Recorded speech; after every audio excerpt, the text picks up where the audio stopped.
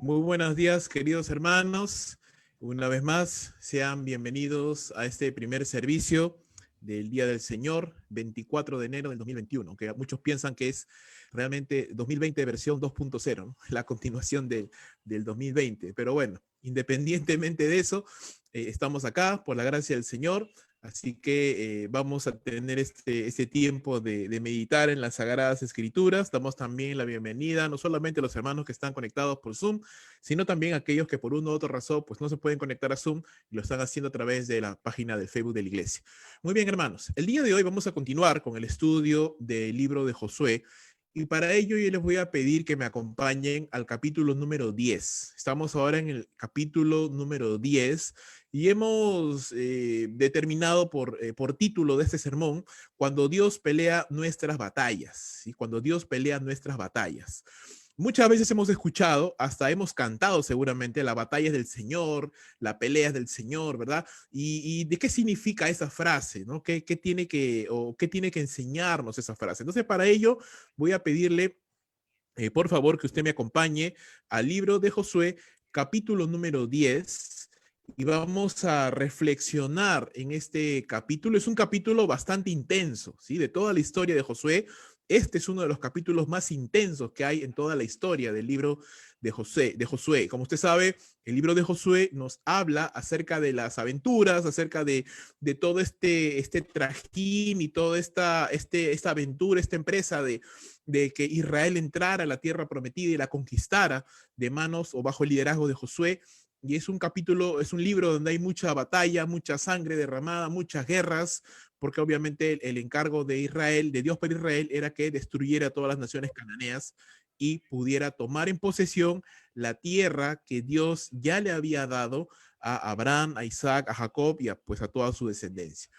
Hemos estado viendo que en este proceso de entrar y tomar la tierra prometida, la clave, lo determinante para el éxito de Israel no es su superioridad militar, no es su superioridad numérica, no es el hecho de que Israel tenga mucha experiencia en batalla, no es el hecho de que los enemigos sean débiles, porque para nada Israel no era superior numéricamente, no tenía experiencia militar, venían del desierto, no eran demasiados en Israel. Las naciones cananeas, por el contrario, eran naciones fortificadas, militarmente preparadas, muy grandes. El éxito para Israel provenía de un solo hecho: si Israel se encontraba consagrado a Dios, tendrían éxito. Era bien simple la ecuación. Si Israel se encontraba consagrado a Dios, tenía éxito. Dios los bendecía, ganaba las batallas. Si Israel no se consagraba a Dios, se apartaba de Dios, igual fracaso. Esa es la dinámica y es la tónica de todo el libro. Donde Israel está consagrado a Dios, tiene victoria. Donde Israel peca y se aparta del Señor, fracasa. Entonces, este capítulo es muy intenso, hay muchas victorias, aquí se avanza muchísimo en la conquista de la tierra de Canaán, básicamente porque Josué e Israel están consagrados a Dios. Han pasado este evento difícil de Jai, donde Israel pecó y experimentó el fracaso. Y ya pues la idea es que cuando uno experimenta el fracaso, cuando uno de alguna manera pues se equivoca o cae, la idea es que tenemos que aprender del error, ¿cierto? Si uno se equivoca, lo mejor que uno puede hacer es aprender del error. Tal vez uno piensa, no, yo nunca me voy a equivocar, pero no es cierto, nos equivocamos en algún momento de la vida. El problema no es ese, el problema es que a veces no aprendemos del error y nos equivocamos y nos volvemos a equivocar y nos volvemos a equivocar en lo mismo y volvemos a errar en lo mismo. Y la idea no es esa. Si te vas a equivocar, por lo menos equivócate en algo diferente. No nos equivoquemos en lo mismo una y otra vez. Entonces, eso es lo que aprendemos aquí en el libro de Josué, capítulo 10. Ahora, hace un momento te dije que hoy día vamos a hablar acerca de cuando Dios gana nuestras batallas. ¿Qué significa esto? Que Dios pelea por nosotros mientras nosotros nos mantenemos sentados con los brazos cruzados esperando que Dios haga todo. No. ¿Qué significa esta frase cuando Dios pelea nuestras batallas? Significa básicamente que cuando caminamos en obediencia a Dios, o sea, en obediencia a su palabra, el Señor nos da la victoria sobre los enemigos de nuestra fe. Pero ¿Qué tiene que suceder para esto? Bueno, el Señor va delante de nosotros, pero mientras nosotros nos esforzamos, entonces Él nos va guiando, nos va empoderando, nos va ayudando hasta alcanzar la victoria plena, la victoria total. Este capítulo tiene un paralelo muy interesante o tiene una aplicación muy interesante para nuestras vidas, porque si bien es cierto, nosotros no vamos a salir a conquistar a nadie a espadazos, no vamos a ir a matar a ninguna ciudad, a destruir ninguna ciudad, sí tenemos una batalla espiritual que no es contra carne ni sangre, sino contra príncipes, contra principados, potestades y huestes de maldad de las tinieblas. En ese sentido, hay una lucha espiritual que usted y yo como creyentes tenemos. ¿Y quién es el enemigo? Pues el enemigo de nuestras almas, Satanás, este mundo, nuestra propia carne.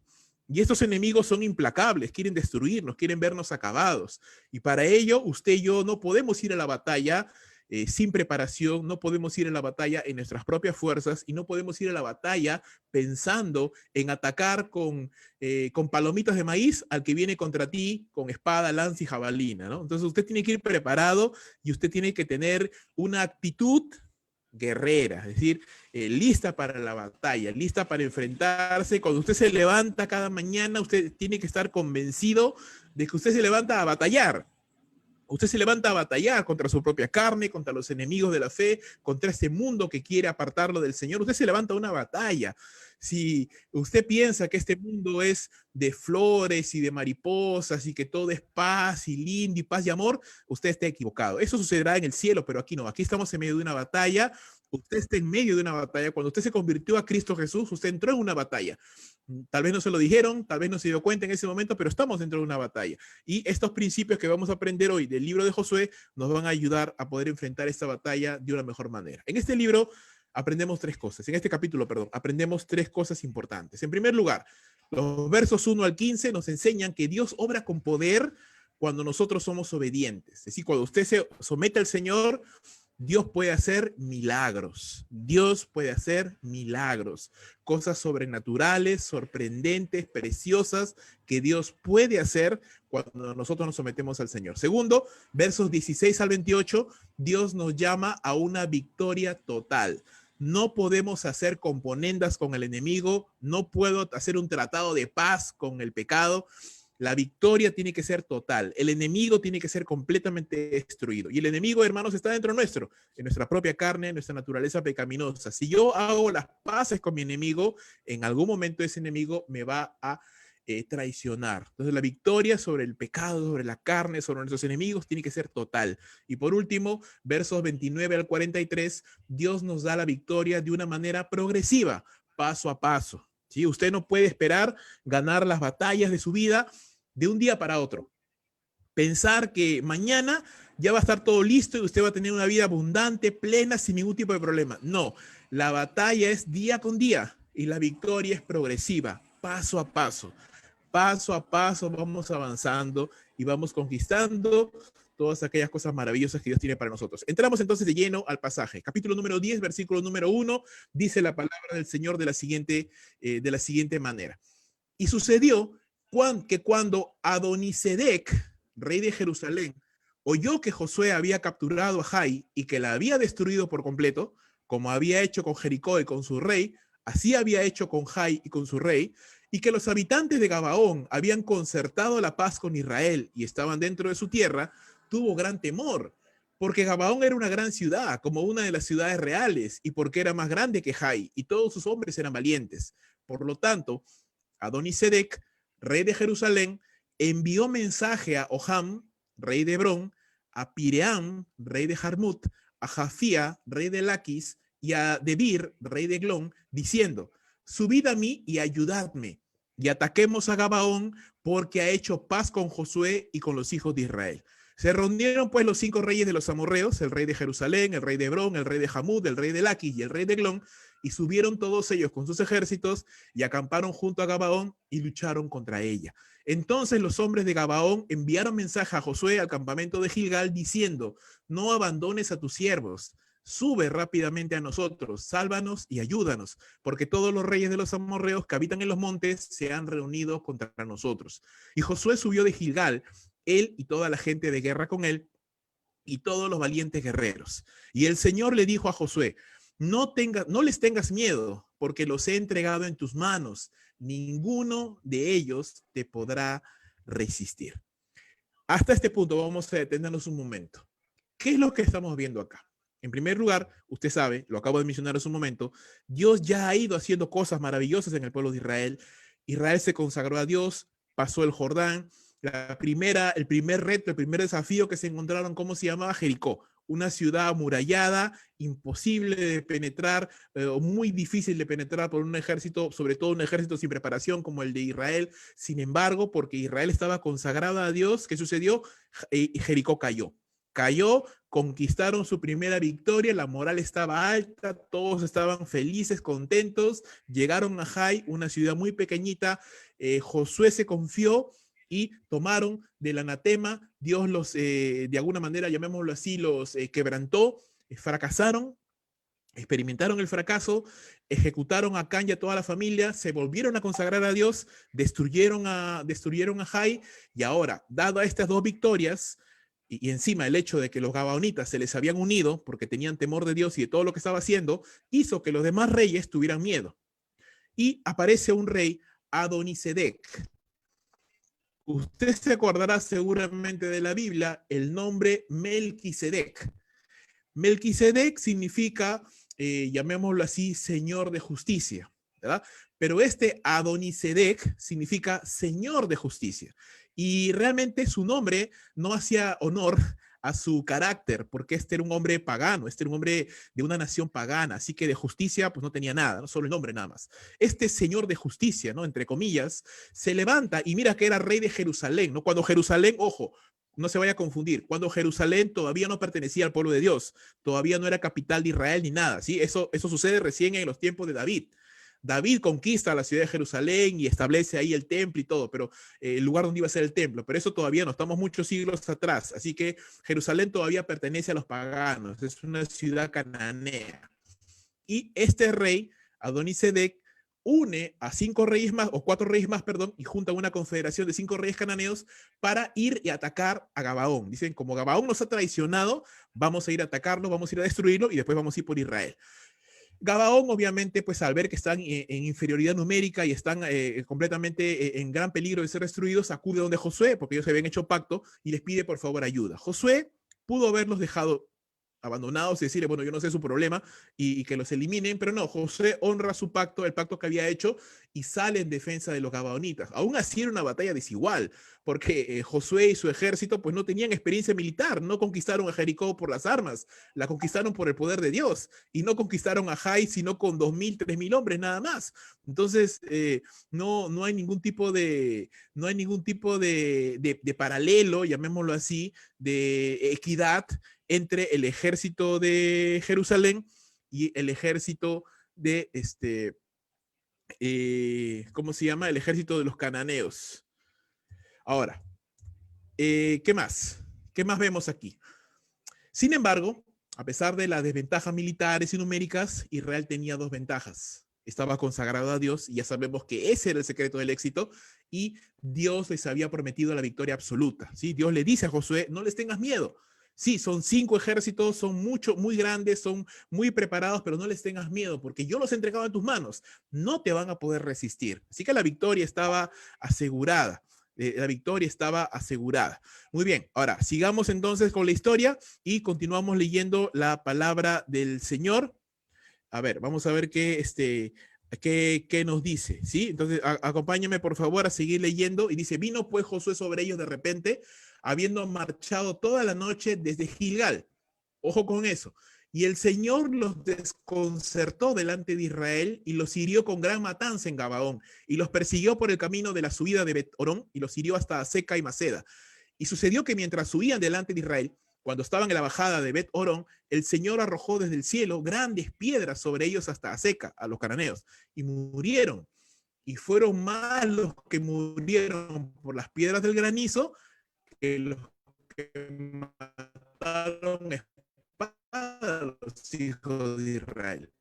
Entonces Josué habló al Señor el día en que el Señor entregó a los amorreos del sol, detente en Gabaón y tu luna en el valle de Ajalón. Y el sol se detuvo y la luna se paró hasta que la nación se vengó de sus enemigos. No está escrito esto en el libro de Jacer, y el sol se detuvo en medio del cielo y no se apresuró a ponerse como por un día entero. Y ni antes ni después hubo aquel día como aquel cuando el Señor prestó atención a la voz de un hombre, porque el Señor peleó por Israel. Entonces Josué y todo Israel con él volvieron al campamento de Gilgal. A ver, vamos a ir por partes en primer lugar.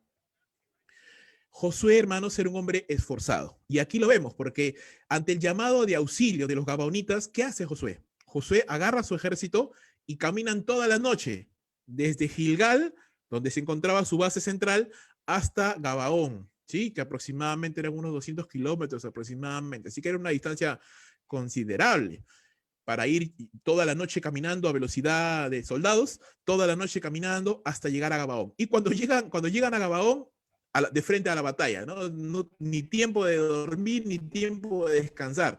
Así que, claro, tiempos de guerra demandan pues tiempos de esfuerzo.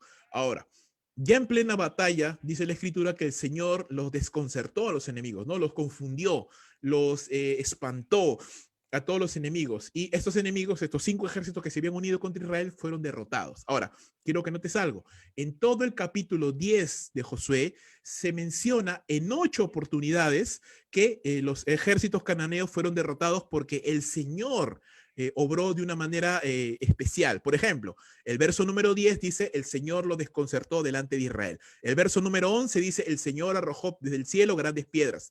El verso número 12 dice, el Señor entregó a los amorreos. El verso número 14 dice, el Señor peleó por Israel. El verso 19 dice, el Señor vuestro Dios los ha entregado en vuestras manos. El verso número 30 dice, el Señor le entregó también junto con su rey en manos de Israel. El verso 32 dice, el Señor entregó a Laquis en manos de Israel. Y el verso número 42 dice, el Señor Dios de Israel combatía por Israel. Entonces, en 8 oportunidades se nota, y cuando se repite algo tanto en la palabra del Señor es porque hay un énfasis especial en que en este capítulo se puede entender que la única razón por que Israel pudo vencer a las naciones cananeas fue porque Dios peleaba por ellos, porque el favor de Dios estaba con ellos, porque Dios había abierto puertas de gracia y había obrado de tal manera que había dispuesto todas las cosas, aún las fuerzas de la naturaleza, de tal manera que Israel pudiera vencer. Entonces, cuando Dios está de nuestro lado, pues hermanos, no hay absolutamente nada que se pueda oponer. A pesar de que el ejército era muy numeroso, el ejército enemigo, a pesar de que los israelitas no estaban al 100% de su físico porque habían caminado toda la noche, aún así Dios actuó a su favor. Entonces, con un ejército más pequeño, más débil, disminuido físicamente por haber caminado toda la noche, ¿qué hizo Dios? Dios suplió lo que a Israel le faltaba. Y eso es lo que Dios hace. Y eso es lo que significa el hecho de que Dios pelea nuestras batallas. Dios no está diciendo, hermanos, no hagan nada que yo, Israel, no hagas nada porque yo voy a hacer todo. No, está diciendo, ok, se van a esforzar, van a actuar, pero cuando ya llegan al límite, cuando ya no pueden más, entonces es Dios el que entra a favor del pueblo de Israel. Y mira lo que hizo. En primer lugar, arrojó granizo sobre el ejército enemigo. Dice la palabra que grandes piedras, y el granizo normalmente no es tan pequeño, es mediano, aunque ahora incluso en muchos lugares se ha registrado grandes bolas de granizo, muy grandes. Entonces, estas bolas de hielo que caen del cielo a gran velocidad pueden matar, por supuesto, que pueden matar a las personas. Entonces, estas grandes bolas de hielo que caían de granizo sobre los enemigos, pues los mataron. Y dice la palabra que más fueron los que murieron por el granizo que los que Israel mató con la espada. Entonces imagínate la gran cantidad de soldados cananeos que murieron por causa de estos granizos que caían sobre ellos. Mucho más fueron los que murieron por el granizo, por la mano de Dios, que por el mismo actuar del ejército de Josué. También es interesante notar que los cananeos, entre sus deidades, ¿verdad?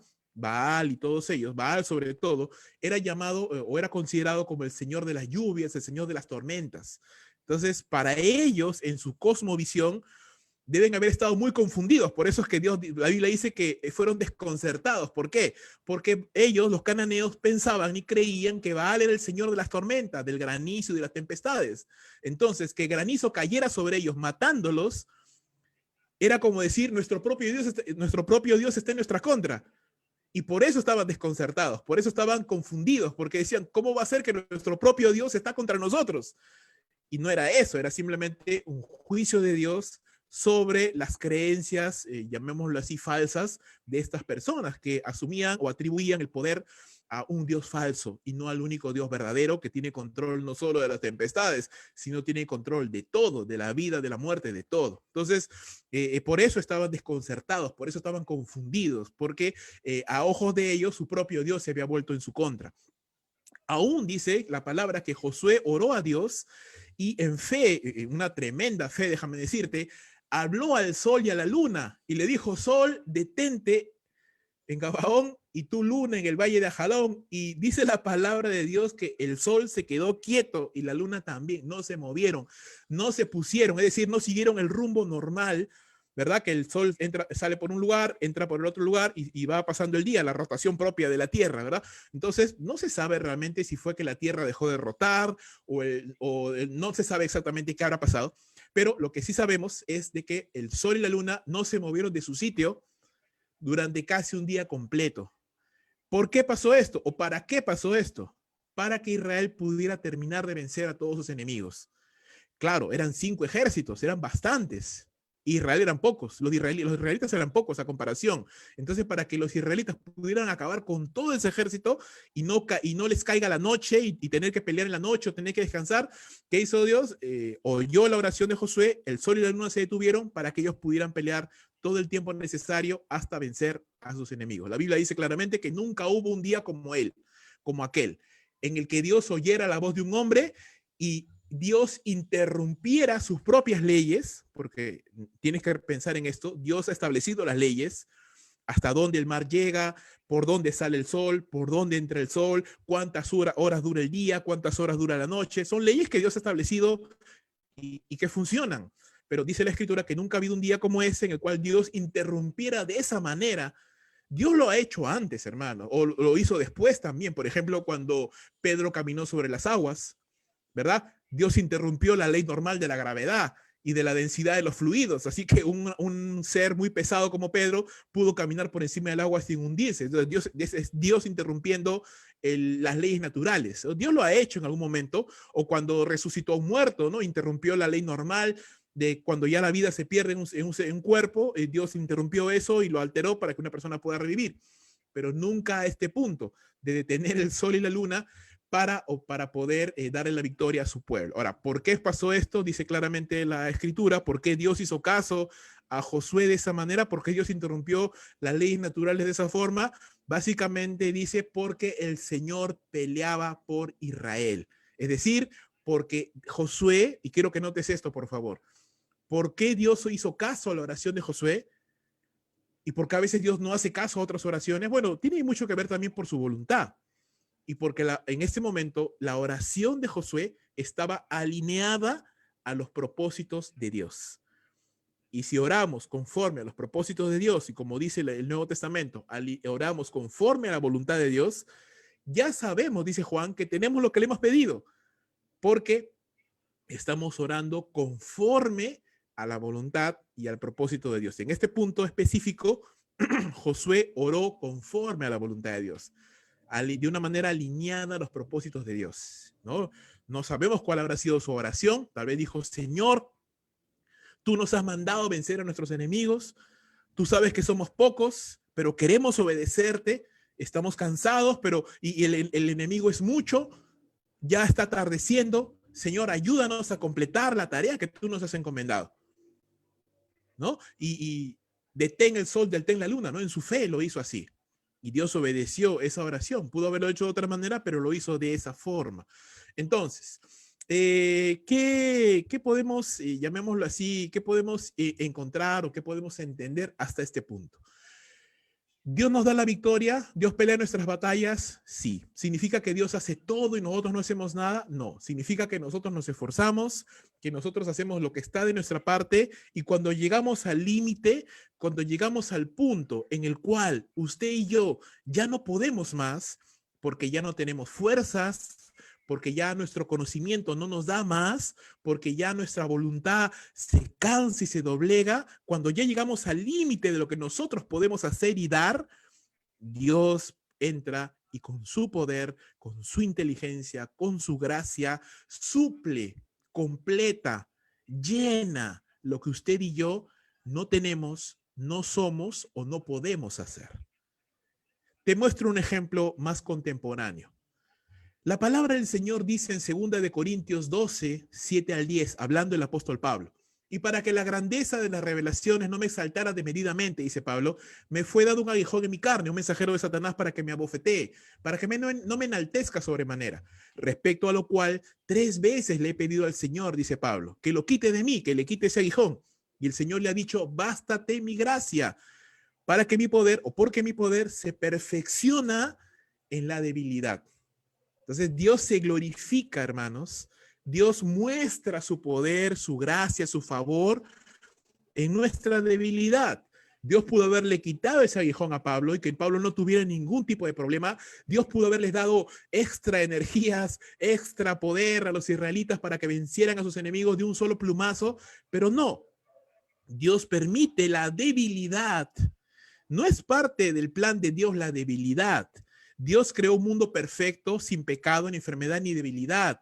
Pero la debilidad es parte de un mundo caído. Y sin embargo, Dios utiliza la debilidad nuestra, la fragilidad que tenemos como seres humanos, para que en medio de nuestra fragilidad, de nuestra debilidad, nosotros podamos acudir a Dios y Él supla nuestras necesidades. Por eso que Pablo dice: por lo tanto, de buena gana me gloriaré, más bien en mis debilidades, para que sobre mí repose el poder de Cristo. Por lo cual, por amor a Cristo, me gozo en debilidades, en afrentas, en necesidades, en persecuciones, en angustias, porque cuando soy débil, entonces soy fuerte.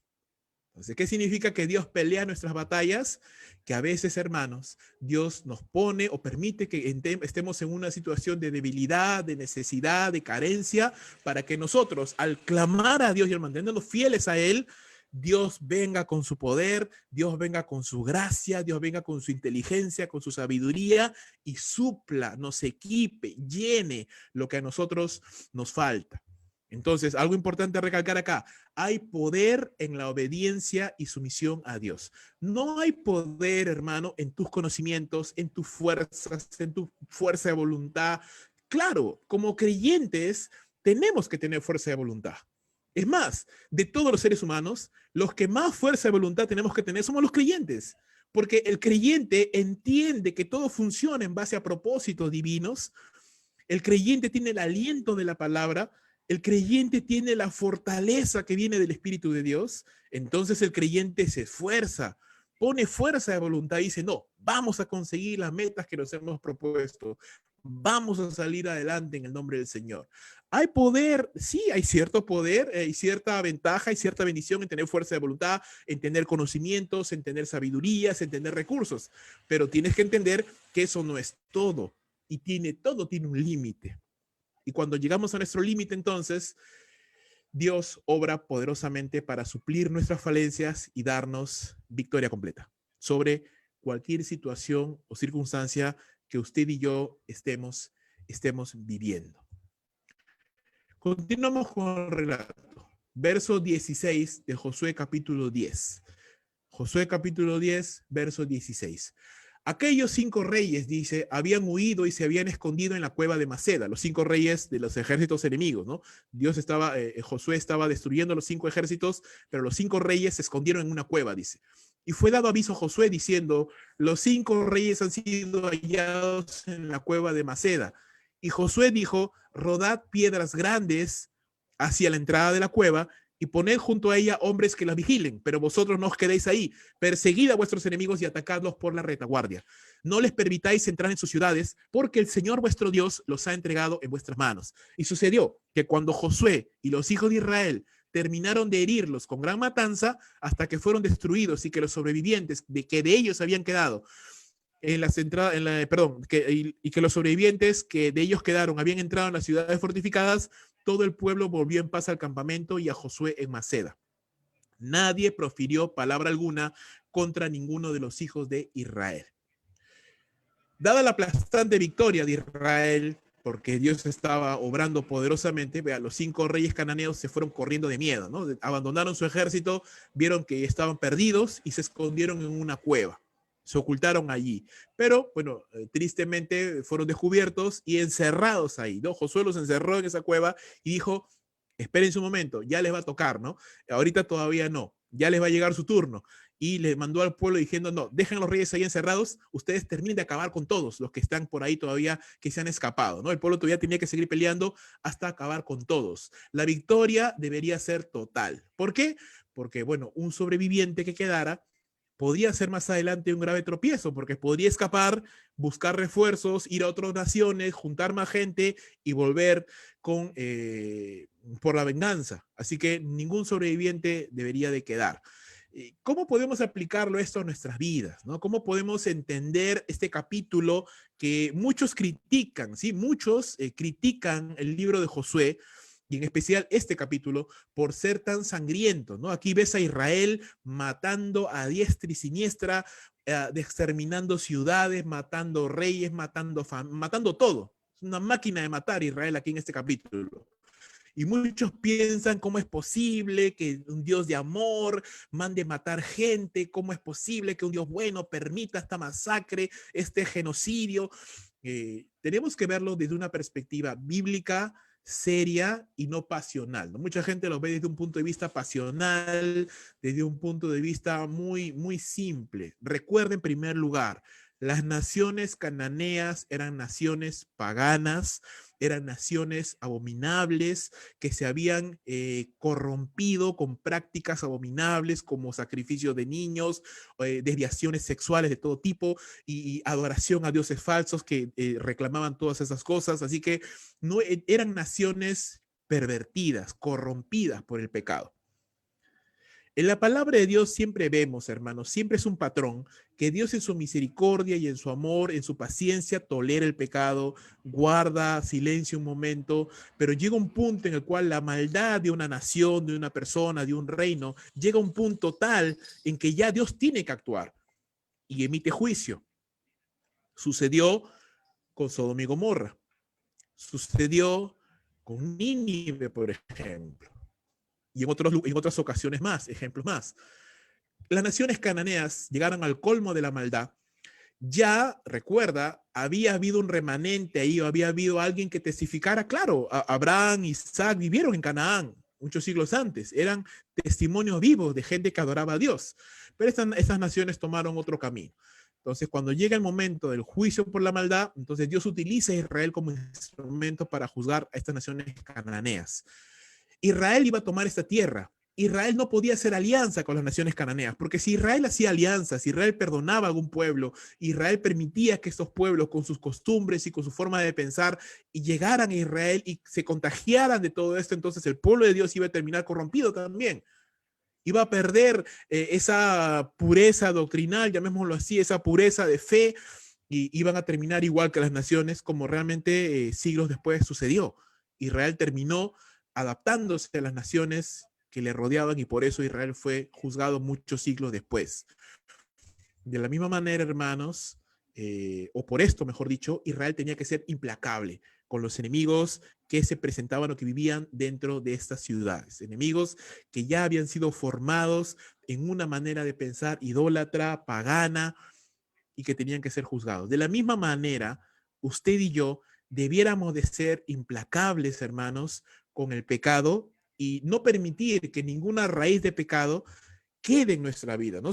No sé si usted en algún momento ha limpiado un jardín con hierba mala o una maceta, y algo más sencillo, tal vez una maceta, en el cual usted plantó algo y de pronto no creció, sino hierba mala, y usted quiere plantar algo ahí, entonces tiene que limpiar esa tierra, tiene que sacar toda esa hierba mala, pero tiene que sacarla bien, desde la raíz, porque si usted no la saca completa, en algún momento esa hierba mala que ha quedado ahí va a brotar nuevamente. Va a brotar nuevamente de la misma manera. Cuando nosotros dejamos en nuestra vida, es decir, no somos implacables con el pecado, sino que permitimos y dejamos que hayan, llamémoslo así, raíces de pecado en nuestras vidas, hermanos, eso no ayuda. Eso no ayuda porque el pecado queda ahí latente y vuelve nuevamente a fastidiarnos más adelante. Porque muchas veces, hermanos, caemos en el mismo pecado una y otra vez porque no lo hemos arrancado de raíz. Hemos tratado con el pecado de manera superficial. Le hemos dicho, Señor, perdóname por esto que hice. Perdóname, Señor, ya no lo voy a volver a hacer. Y bueno, en el momento no lo hacemos, pero pasa un tiempito y otra vez lo mismo. Y uno se pregunta, ¿por qué?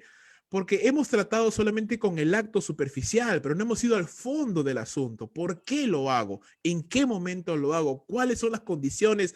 ¿En qué estoy pensando? ¿Dónde está mi corazón? ¿Por qué siempre hago esto?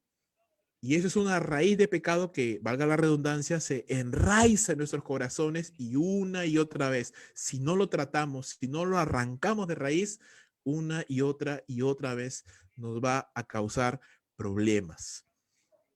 Israel terminó de vencer a sus enemigos y así nosotros debiéramos también ser implacables en ese sentido. Entonces, haciendo un paralelo, un momento dejando Israel y sus batallas, y haciendo un paralelo en nuestras vidas y en la batalla espiritual que usted y yo tenemos que librar cada día, yo pudiera decirles algunas cosas, hermanos. En primer lugar, la batalla espiritual que usted y yo tenemos que librar todos los días. Ojo que no estoy diciendo si alguno tiene que librar una batalla, no. Todos libramos una batalla, amén. Todos, lo quieras o no, estés consciente de eso o no, todos estamos librando una batalla por nuestras almas, por nuestro corazón y por todo lo que tiene sentido e importa en esta vida. La batalla espiritual en nuestras vidas, ¿cómo debe de ser? En primer lugar, debe ser de la mano de Dios y en sus fuerzas. Si usted está fracasando en la batalla, es porque tal vez usted está o yo estoy dependiendo en mis fuerzas. Señor, te prometo que esta vez no lo vuelvo a hacer. Señor, te doy mi palabra que no lo vuelvo a hacer. Y lo volvemos a hacer, porque en nosotros hay límites. Podemos tener fuerza de voluntad, podemos tener ánimo, deseo, pero tenemos límites. Tenemos límites. Y cuando enfrentamos la batalla espiritual, ¿a qué me refiero con batalla espiritual? Por ejemplo, Señor, a partir de hoy quiero ser un hombre de oración. O Señor, a partir de hoy quiero tratar bien a mi esposa o tratar bien a mi esposo. A partir de hoy quiero empezar a evangelizar. O a partir de hoy quiero empezar a servirte. O a partir de hoy quiero, Señor, vencer este pecado. O a partir de hoy quiero conocerte más. O a partir de hoy quiero, Señor, ponerme serio con el ministerio que tú me has llamado y quiero estar ejerciendo el ministerio que tú me has llamado. O Señor, quiero ser testimonio para mi familia. O Señor, te pido una bendición por mi familia. Sea cual sea lo que usted y yo estemos deseando, anhelando, batallando, eso no se va a conseguir sin una batalla. Y esta batalla debe de realizarse en el poder de Dios, en sus fuerzas, no en las nuestras. Dos, tiene que estar aunado a la consagración y a la obediencia. Es inaudito, es inaceptable, es incomprensible que usted y yo querramos tener éxito en la vida espiritual sin obedecer a Dios. No se puede, no se puede. ¿Cómo pues? ¿Cómo yo voy a esperar bendición de Dios sin obediencia a Dios? ¿Cómo puedo esperar que Dios me bendiga, que Dios abra puertas, que Dios me use, que Dios me levante, me promueva o que Dios conceda los anhelos de mi corazón o que Dios logre ese milagro por el cual estoy pidiendo? ¿Cómo puedo esperar que eso suceda si mi corazón no está dispuesto a obedecer las cosas que Dios ha establecido como cosas básicas que usted y yo tenemos que hacer? Y que no voy a entrar más en ese detalle porque ya no quiero sonar cansino y usted y yo ya sabemos de qué cosas estamos hablando. Tercer punto, ¿cómo debemos de llevar la batalla espiritual? Con fe y sin temor. Si usted se levanta diciendo, no voy a poder vencer, esto es imposible, mi marido nunca va a cambiar, mi mujer nunca va a cambiar, mi familia nunca va a ser bendecida, esto no va a funcionar, esta empresa ya se quebró, este ministerio nunca va a levantar. O sea, si ya yo empiezo con esa actitud, hermano, mejor ahórcate ya. Porque con esa actitud, hasta los piojos te van a ganar. O sea, no hay manera de que puedas vencer con una actitud así. Hasta un ratón te va a vencer, ¿no? Entonces, usted tiene que salir con fe, usted tiene que salir creyendo en el Señor. No, el Señor me va a ayudar, el Señor me va a decir, estoy orando, estoy buscando a Dios, ya llega mi límite, no doy más. Señor, es tu obra, es tu batalla, ayúdame, guíame, haz tu voluntad. Entonces salimos con fe, salimos sin temor. Hermano, si usted está y su conciencia no le acusa de ningún pecado grave y usted todos sus asuntos los ha resuelto delante del Señor y no tiene nada de que su corazón le acuse, entonces usted no tiene nada que temer. Usted no tiene nada que temer. ¿El temor de qué viene? El temor, dice la palabra, conlleva en sí castigo. El temor tiene que ver o está presente en nuestros corazones cuando somos conscientes de que algo estamos haciendo mal delante de Dios. Pero si yo he arreglado todos mis asuntos con el Señor, ya no hay razón para temer. El temor solo cobra fuerza cuando mi conciencia me acusa y me dice, no, tú estás haciendo mal. Tú sabes que estás haciendo mal. Ahí ten temor, ahí tengo que tener temor. Pero si yo estoy caminando bien o no me acusa la conciencia de nada grave, entonces no hay razón para que temer. También la batalla espiritual debe realizarse constantemente y con disciplina. Si usted no va a ganar la batalla de un día para otro, día con día. La batalla se gana día a día, día a día. ¿Cómo se come un elefante, hermanos? Con una cucharita. Cuchara, cuchara, cuchara, cuchara, cuchara, cuchara, ¿no? Te lo puedes acabar, pero poquito a poquito. De un solo centón no se puede. Poco a poco, ¿verdad? Entonces, de esa misma manera, poco a poco vamos ganando la batalla. ¿Cómo una persona se vuelve una persona de oración? No se vuelve una persona de oración porque un día se encierra en su cuarto durante 3 horas y sale y dice, ya soy un hombre de oración. No. Porque lo más probable es que de esas 3 horas, 2:30 te has quedado dormido. Y la otra media hora, 20 minutos has cantado y 10 minutos has balbuceado. No, una persona se vuelve una persona de oración porque todos los días, a pesar, así sea 5 minutos, todos los días, constantemente, como un reloj suizo, ¿no? Todos los días, todos los días. Entonces, la disciplina, el hacernos hábitos, es algo poderoso. Y acá voy a introducir el cherry. Todos los días estamos enviando un devocional. Tal vez usted es una persona que le cuesta la disciplina.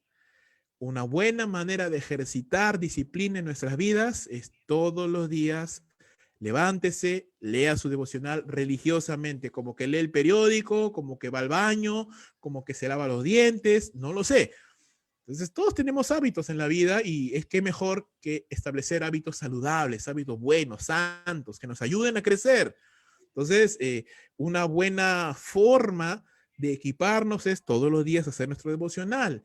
Se va a dar cuenta usted que a partir del día 15, 16, 17, ya usted lo va a hacer siempre. Ya no es pesado. Los primeros días es pesado. Ay, levantarse, uy, me olvidé. Pero cuando usted ya incorpore ese hábito en su vida, es fácil. Ya lo va a hacer siempre. Donde esté, lo va a hacer. Disciplina.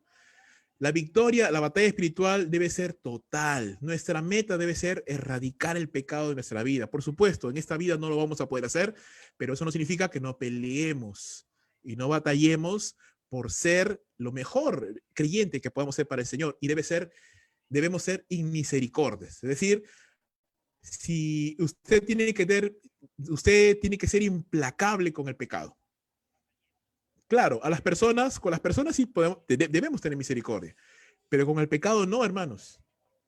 A veces nosotros somos implacables con otros, pero no somos implacables con nosotros mismos, ¿no? Me da pena mi pecado, pobrecito, ¿qué me voy a resondrar a mí mismo, ¿no? ¿Qué me voy a reprender a mí mismo, ¿no? Pobre de mí, Dios me entiende, ¿no? Él sabe que soy débil y tenemos más pena de nuestro pecado que de cualquier otra cosa, ¿no? No, tenemos que ser inmisericordia, batallar con el pecado, ¿verdad?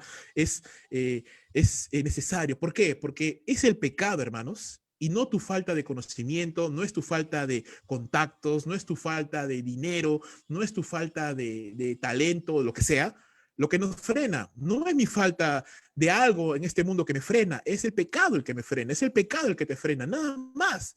El pecado es lo único que nos frena de que Dios siga haciendo cosas, y seguramente que las está haciendo, pero Dios podía hacer cosas mayores todavía. Entonces, mi reflexión es, caramba, no quiero estar frenando el obrar de Dios en mi vida por causa de mi pecado, porque no estoy siendo lo suficientemente estricto conmigo mismo, no estoy siendo lo suficientemente disciplinado, no estoy siendo lo suficientemente, llamémoslo así, comprometido con mi propia vida. Hermano, si tú no estás comprometido con tu propia vida, si tú no estás comprometido con tu propio crecimiento espiritual, si tú no estás comprometido con cumplir y hacer todo lo que tu Dios te ha dado a hacer en esta vida, nadie más lo va a hacer por ti. Nadie va a venir, te va a tocar la puerta y decir, hermano, ¿sabes qué? Mira, tú no estás llevando bien tu vida, así que déjame, yo la voy a vivir por ti. Nadie lo va a hacer. Nadie lo va a hacer. Cada uno vive su vida. Cada uno vive su vida. Entonces yo te animo, comprométete con tu propio crecimiento espiritual. No pongas excusas. La gente mediocre pone excusas. No, no se puede por esto, no se puede por aquello, no tengo miedo, y si fracaso, y si no pasa nada. La gente mediocre pone excusas. La gente que realmente hace historia, como Josué, da soluciones. Es gente de acción, gente que toma las cosas y hace. No pone excusas. No tiene temor. Vuelvo a repetir, si tú no tienes pecado que te acuse, no tienes nada que temer. Y si hay algo en nuestro corazón que no está resuelto todavía, pues resuélvelo delante del Señor, resolvámoslo delante de Dios. Y ya está, no hay razón de qué temer. ¿Por qué podríamos poner excusas? No hay razón. Tenemos que seguir adelante. Sigamos también adelante de paso en la historia. Dice la palabra de Dios, libro de Josué, estamos ya en la segunda sección de este sermón, y dice la palabra del Señor, y vamos por favor a el libro de Josué, capítulo número 10, verso 22. Entonces Josué dijo, abrid la entrada de la cueva y sacadme de ella a estos 5 reyes. Así lo hicieron, dice, y le trajeron de la cueva a estos 5 reyes, el rey de Jerusalén, Hebrón, Jarmut, Laquis y Eglón. Y sucedió que cuando llevaron estos reyes a Josué, Josué llamó a todos los hombres de Israel y dijo a los jefes de los hombres de guerra que habían ido con él, acercaos, poned vuestro pie sobre el cuello de estos reyes. Ellos se acercaron y pusieron los pies sobre sus cuellos. Entonces Josué les dijo, no temáis ni os acobardéis, sed fuertes y valientes, porque así hará el Señor a todos vuestros enemigos con quienes lucháis. Después Josué los hirió, les dio muerte y los colgó de 5 árboles, y quedaron colgados de los árboles hasta la tarde. Y sucedió que a la hora de la puesta del sol, Josué dio órdenes y los bajaron de los árboles y los echaron en la cueva donde se habían escondido, y sobre la boca de la cueva pusieron grandes piedras que permanecen hasta el día de hoy. Y aquel día Josué conquistó a Maceda y la hirió a filo de espada junto con su rey. La destruyó por completo con todas las personas que había en ella. No dejó ningún sobreviviente e hizo con el rey de Maceda como había hecho con el rey de Jericó, es decir, los exterminó por completo. Muy bien, entonces, ¿qué vamos viendo aquí? Después de haber derrotado a todos los ejércitos, los ejércitos de los 5 reinos, ahora le dice Josué, listo, es hora de volver por los reyes, ¿no? No se van a escapar, no van a escaparse. ¿Por qué? Porque imagínate, ¿no? Si se escapa un rey, este rey puede ir a su reino otra vez y conseguirse otro ejército después de un tiempo. Reunir fuerza, reunir capital, reunir otro ejército nuevamente y volver por la venganza. Así que no, nadie puede quedar vivo, nadie. Recuerda, implacables con el pecado, implacables con la maldad. Ahora, Josué no debía ser el único que tuviera esa visión de la guerra, es decir, esa visión de ser disciplinados y misericordios, decididos. Josué llama a los jefes de los hombres de guerra, hombres que peleaban con él, sus comandantes, sus generales, y les dice, ya, ahora ustedes no teman y sean fuertes, porque Dios les va a hacer así a sus enemigos. Tengan valor, tengan fuerza. Lo que está haciendo Josué, Josué está inspirando al pueblo, Josué está inspirando a sus generales, diciéndoles, no tengan miedo. Si usted tiene miedo de ser valiente, miedo de tomar el arma, miedo de matar a alguien, ¿cómo va a ir a la batalla? ¿Cómo va a ir a la guerra una persona que dice, no, no, yo le tengo miedo a la sangre, veo sangre y me desmayo? ¿Cómo va a ir a la guerra una persona así? No puede ir a la batalla una persona así que se desmaya cuando ve sangre. ¿No? ¿Te das cuenta? ¿Cómo puede ir a la batalla espiritual un creyente que dice, no, no, yo paz y amor, peace and love? No, eso es una versión muy Disney, ¿no? Muy espiritual, muy... Ni siquiera es espiritual eso. El creyente tiene que estar convencido de que usted sale a la batalla, usted tiene que pelear, tiene que batallar. Usted no, obviamente no estamos pensando en términos de sangre ni nada, estamos hablando de cosas espirituales. Entonces, el creyente tiene que estar convencido de que sale esta vida a ayunar, a orar, a leer la palabra, a interceder. Usted no puede pensar que puede vivir una vida cristiana solamente orando en el almuerzo, orando en la cena, o leyendo por ahí uno que otro versículo cuando se acuerda, escuchando canciones bonitas, medias romanticonas, y ya está. No, el creyente, claro, tiene momentos de paz, de sosiego, pero hay momentos de batalla, hay momentos de batallar, hay momentos de orar, hay momentos de interceder, hay momentos de ayunar, hay momentos de vigilar. Es parte de la vida del creyente, es parte de las herramientas que Dios ha puesto a nuestra disposición para que como creyentes peleemos la batalla, ¿no? Recuerda lo que Pablo decía de sus colaboradores, ¿no? Mi compañero de milicia, ¿no? Él se consideraba un hombre en batalla, que militaba la buena milicia, ¿no? Que estaba constantemente en campaña. Él visualizaba el cristianismo como una batalla constante. Y no es diferente ahora, hermanos. No es diferente ahora. Seguimos en batalla. La batalla no termina. Empezó cuando Cristo vino a esta tierra y terminará cuando Cristo vuelva por segunda vez. Pero mientras tanto seguimos en batalla. La batalla sigue allí. La estrategia se sigue desarrollando. El enemigo sigue buscando nuestros puntos más débiles. Y enterados. Pues quiere a sus líderes a ser fuertes y Josué mismo les corta la cabeza a esos 5 reyes y continúan la matanza, ¿no? Destruyen la ciudad de Maceda que había dado cobijo a estos reyes. También el rey de Maceda, que no era parte de los 5, era un sexto rey, dijo, tú también, por darle cobijo, también te vas para la olla, ¿no? Entonces, no solamente los 5 reyes que se habían unido en batalla, sino el sexto, este sexto también pagó pato, ¿no? Por dar cobijo, ¿no? Tú le diste cobijo, ya listo, ven para acá, ¡cuá! Chao también, tú también. Entonces, el sexto rey también es destruido. Podemos pensar, vuelvo a repetir, hermano, leyendo todas estas cosas, ¿no? Podemos pensar que Israel era sanguinario, ¿no?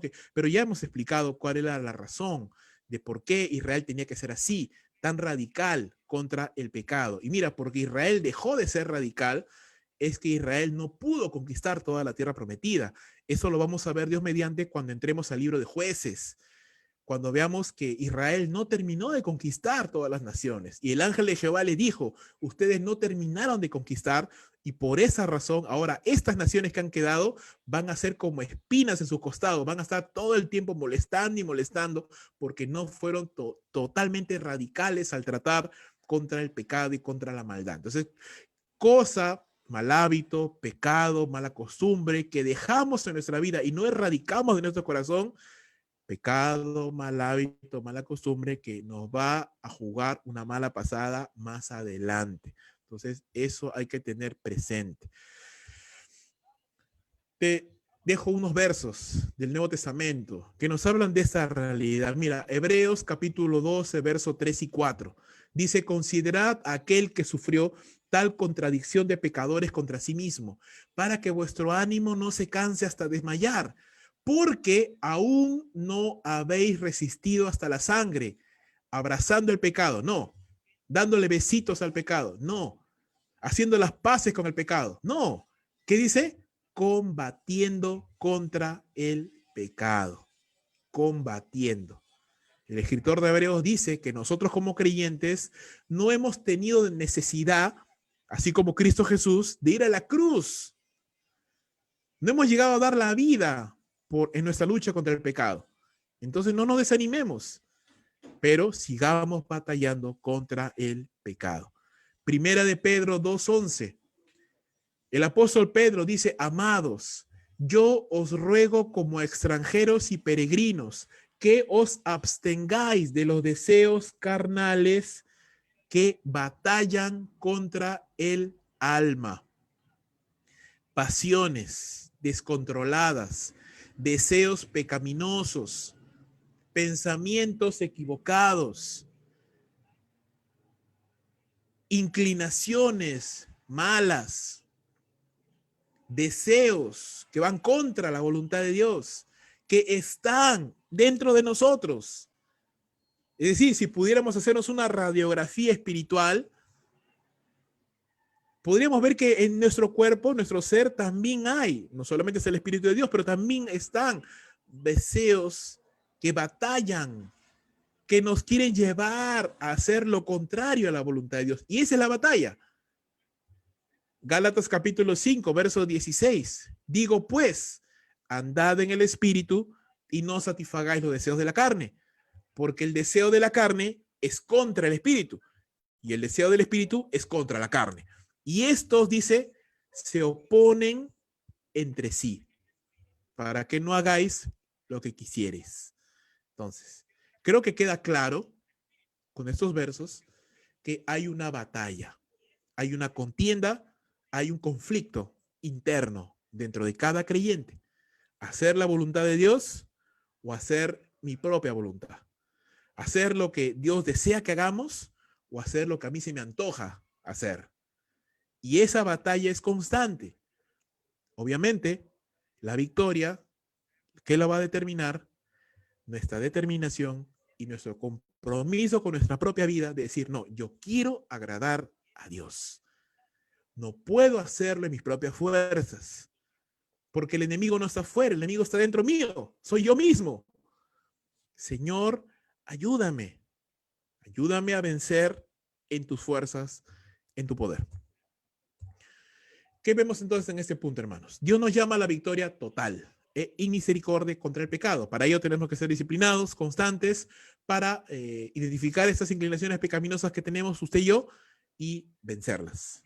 Vencerlas con el poder de la palabra, vencerlas con el poder de Dios, vencerlas con oración, vencerlas con las disciplinas espirituales, ¿no? El devocional que les mencioné hace un momento es una de muchas otras disciplinas espirituales, es solamente una. ¿Sí? Usted no vaya a pensar que, ya hice mi devocional, ya gané la batalla el día de hoy, ¿no?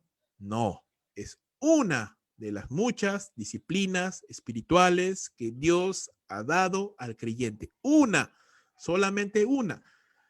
La oración, el ayuno, la vigilia, la intercesión, la alabanza, el pedir consejo, el rendir cuentas, son otras más disciplinas, el congregar, que usted y yo tenemos a disposición armas para poder vencer la batalla espiritual. Tercer punto y último, Dios nos da la victoria de manera progresiva. Primer punto era, Dios nos da, o mejor dicho, Dios obra de manera poderosa cuando nosotros nos ponemos a su disposición. Segundo, Dios nos llama a una victoria total en misericordia contra el pecado. Tercero, Dios nos da la victoria de manera progresiva, paso a paso, poco a poco.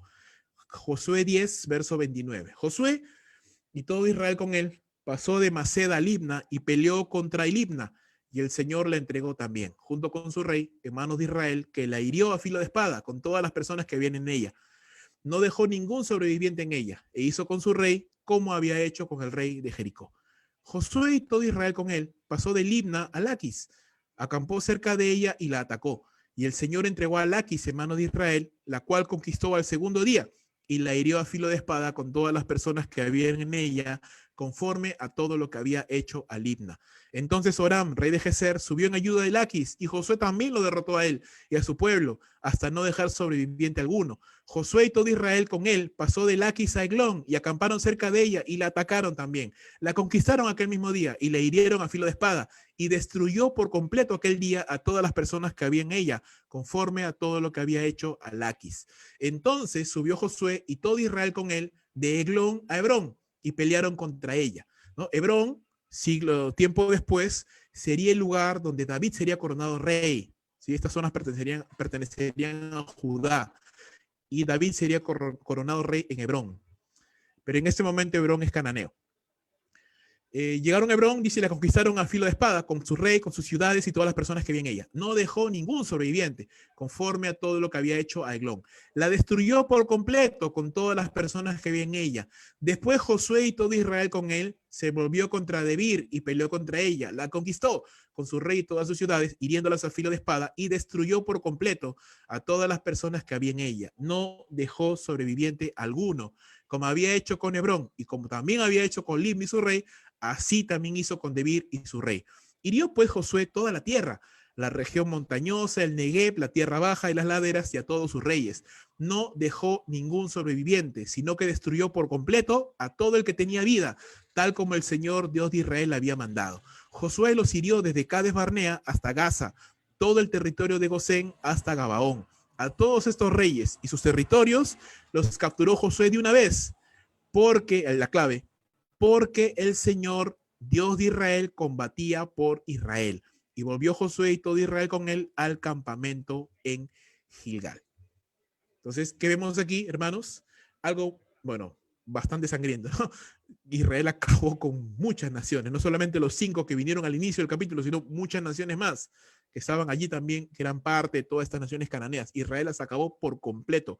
Y algo que, si usted ha leído con atención, que se repite a cada momento, es que el escritor dice, no dejó a nadie con vida, no dejó sobreviviente, mataron a todos, no quedó nadie, ¿no? Esa es parte importante, la batalla y misericordia contra el pecado, contra la maldad de este mundo.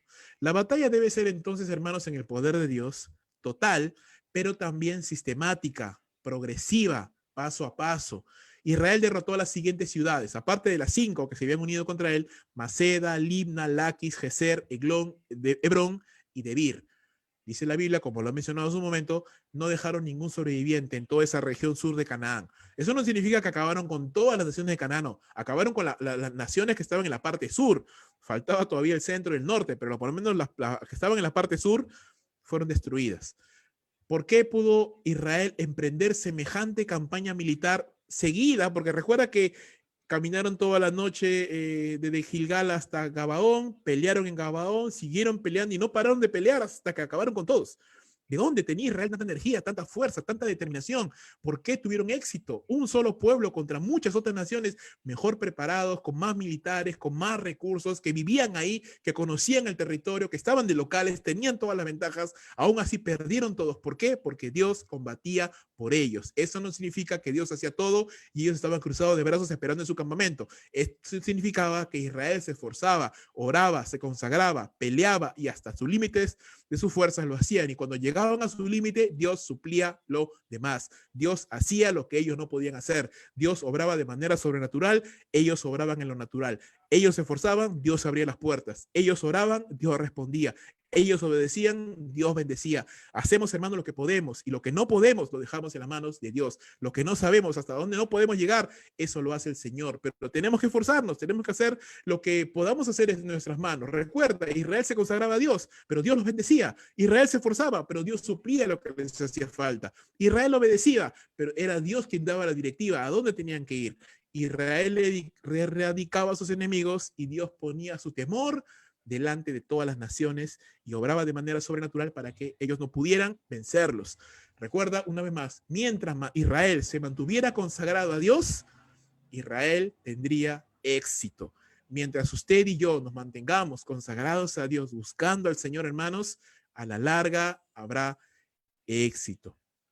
Si estamos fallando, cayendo, perdiendo la batalla en alguna área de nuestra vida, solo Dios, usted sabe, solo Dios y yo sé, es porque tal vez no estamos siendo lo suficientemente radicales con el pecado de nuestra propia vida, estamos dejando esa raíz que vuelve a crecer nuevamente y vuelve a causarnos problemas, o que simplemente no tenemos esa visión guerrera de la vida cristiana. Decimos, bueno, estoy en problemas, estoy en angustia, me deprimo, me siento mal, me echo a morir, me victimizo, pero no, Dios no nos ha llamado a eso. Si usted está pasando prueba, si usted está pasando una angustia, un momento difícil, es el momento en el que más tenemos que pelear. Póngase de rodillas, llame a su esposa, a sus hijos si ya son grandes. Vamos a orar, familia. Vamos a ayunar, aunque sea un día o horas, pero vamos a ayunar, vamos a orar, vamos a leer la Biblia, vamos a interceder. Así se gana las batallas en Cristo, hermano. No se gana victimizándome, pobre de mí, todo me sale mal, no me funciona nada. Esa no es manera de vencer la batalla. Dios no mueve su mano por pena, Dios mueve su mano con nuestra fe. Sí, Dios no detuvo el sol y la luna porque vio a Josué llorando, pobrecito José, vamos a ayudarle. No, Dios obró su mano cuando José dijo, sol, detente en Gabaón y tu luna en el valle de Jaón y no se van a mover porque vamos a pelear en el... ¿Ves la actitud? La actitud, la fe lo cambia todo. La actitud y la fe lo cambian todo, hermanos. Lamentablemente vivimos en un mundo actual en el que el cristianismo es de cristal, ¿no? Los cristianos de ahora somos de cristal, no nos pueden decir nada porque ya nos quebramos, ya nos resentimos, ya nos ofendemos, ya vino un problema, ya nos echamos a morir, no me doy gripe, ya me estoy muriendo. No, no. Tenemos que ser el cristianismo o un cristiano, mejor dicho, habituado a la batalla, habituado al combate, espiritual, por supuesto, orando. Si usted está pasando un problema, si usted está pasando una angustia, ore, ore, ¿verdad? ore al Señor. ¿Qué dice el libro de Santiago? Si usted se encuentra afligido, ¿hay alguno que esté afligido? Dice, haga oración, ore, lea la Biblia, ayune, interceda, llame a sus hermanos de batalla, a sus compañeros de oración, sus hermanos, ¿sabes qué? Estoy pasando este problema, ora por mí, hagamos cadena de oración, oremos. Hay poder en eso, hermano. Lamentablemente a veces decimos, no, si yo estoy pasando problemas, nadie se tiene que enterar, ¿no? No, yo estoy bien, no me pasa nada, no hay ningún problema. Te estás perdiendo una gran bendición. La gran bendición de compartir con tus hermanos de milicia y decirles, hermanos, oren por mí, de hacer una cadena de oración. Te estás perdiendo esa bendición.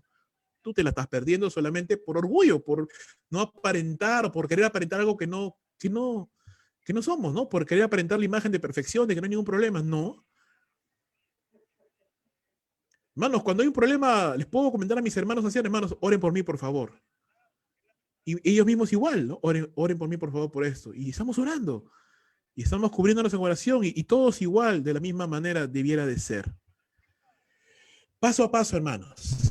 Si obedecemos a Dios, Él nos guiará a la victoria. Ojo, no es una victoria rápida, porque si no nos enorgulleceríamos. No es una victoria total de un solo golpe, porque si no, no nos esforzaríamos. Es una serie de victorias progresivas que dan paso a la victoria total. ¿Cómo se hace un éxito de la noche a la mañana? Después de 20 años. Paso a paso, paso a paso. Usted quiere ver buenos días en su vida, cada día usted es una victoria que tiene que ganar, cada día. Usted quiere acabar el 2021 y que no sea 2020 2.0, sino que sea realmente 2021 y que no sea la repetición del año pasado, porque muchos están hablando de eso. No, este 2021 no es 2021, es 2020 2.0. Y estamos ahorita 24 de diciembre, ¿no? O sea, ni siquiera dicen que estamos en enero, sino estamos en diciembre, en la continuación de diciembre. No ha acabado nada. Bueno, triste perspectiva realmente, ¿no? Pero los creyentes tenemos esperanza. No creo que estemos en un 2020 en 2.0. Yo creo que estamos en 2021 y creo que este 2021 puede acabar en gloria siempre y cuando todos los días, ayer, hoy, mañana, pasado mañana, usted se levanta pensando, hoy es un día que yo voy a ganar la victoria en el nombre de Jesús. De nada me sirve decir, no, yo quiero ser un hombre de oración y orar 5 horas y que el sol se detenga como con Josué. No. Concéntrate en que hoy día ores. Mañana ya verá. Mañana tiene su propio afán. Concéntrate hoy día. No, yo quiero vencer el pecado, nunca más pecar en mi vida. Concéntrate y no pecar hoy. Mañana tiene su afán. Concéntrate hoy. No, es que yo quiero que mi matrimonio sea como Ken y Barbie, ¿no? Pero el matrimonio perfecto. Concéntrate hoy en ser un buen esposo. Mañana Dios sabrá. Dios sabrá. Concéntrate hoy día. Entonces gana la batalla hoy y mañana gana la batalla mañana y pasado gana la batalla pasado. Cuando menos te des cuenta, estás viviendo en victoria.